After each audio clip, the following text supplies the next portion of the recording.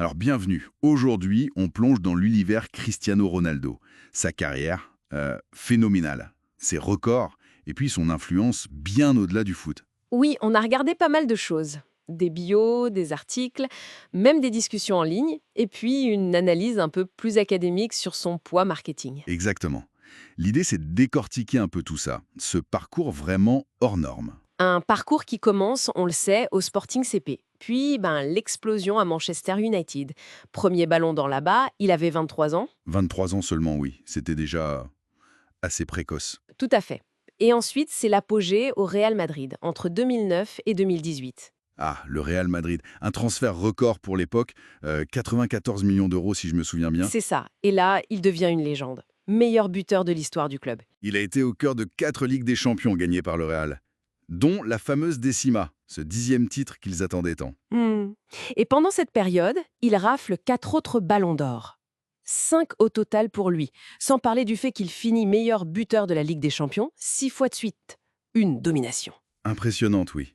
Après le Real, il y a eu l'étape italienne, la Juventus. Oui, avec des titres en Serie A, encore des records pour le club. Puis ce retour un peu compliqué à Manchester United en 2021.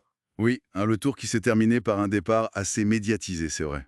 Et puis, en 2023, la surprise. Al Nasr, en Arabie Saoudite. Ah, ça a fait parler. Un transfert majeur qui a clairement mis un coup de projecteur sur le championnat saoudien. On se demande quel rôle il joue là-bas, au-delà du terrain.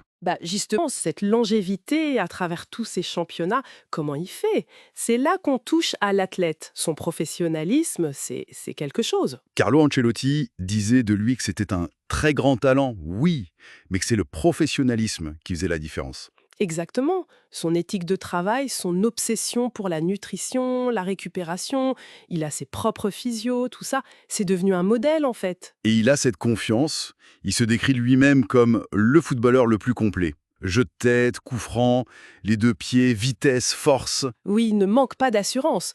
Mais il y a aussi eu des adaptations, c'est intéressant. On sait qu'il a une tendinose au genou diagnostiquée en 2014. C'est chronique. Ah oui, je me souviens de ça. Et certaines analyses, on en trouve sur Reddit par exemple, suggèrent que cette blessure persistante l'aurait peut-être poussé à changer son jeu. C'est-à-dire. Moins de dribble, moins d'explosivité sur l'aile, pour devenir plus un finisseur pur, redoutable dans la surface. C'est fascinant comme idée. Que cette adaptation peut être un peu forcée par la blessure, soit une des clés de sa longévité au top niveau. Une contrainte devenue une force, en quelque sorte. Tout à fait. Et puis il y a l'autre dimension, le phénomène global, la marque CR7. Ah bah oui. Sur les réseaux sociaux, c'est juste la personne la plus suivie au monde. Instagram, c'est plus de 650 millions d'abonnés, là, en juin 2025. C'est fou. Les chiffres sont déments. Sa chaîne YouTube aussi a battu des records de vitesse pour atteindre certains paliers d'abonnés. L'échelle est difficile à imaginer. Et la valeur média qu'il génère pour ses sponsors, on parlait de presque 1 milliard de dollars sur une seule saison 2016-2017. Oui, il a bâti un empire. La marque CR7, les vêtements, le parfum Legacy, Le musée à Funchal, sa ville natale, ouvert dès 2013, et même l'aéroport de Madère qui porte son nom. c'est ça. Il y a une étude grecque intéressante qui parle de lui comme un méga influenceur. Elle utilise la théorie des relations parasociales. Parasocial, c'est-à-dire. En gros, l'idée que les fans, via les réseaux, développent un sentiment de proximité, presque d'intimité, de confiance avec lui, même si c'est une illusion, bien sûr. Je vois. Et cette connexion perçue. Elle le rend extrêmement efficace pour promouvoir des produits, même ceux qui n'ont rien à voir avec le foot. C'est là que la mécanique est puissante. D'accord, c'est très clair. Et pour être complet, il faut aussi mentionner ses engagements humanitaires. Par exemple, après le tsunami de 2004.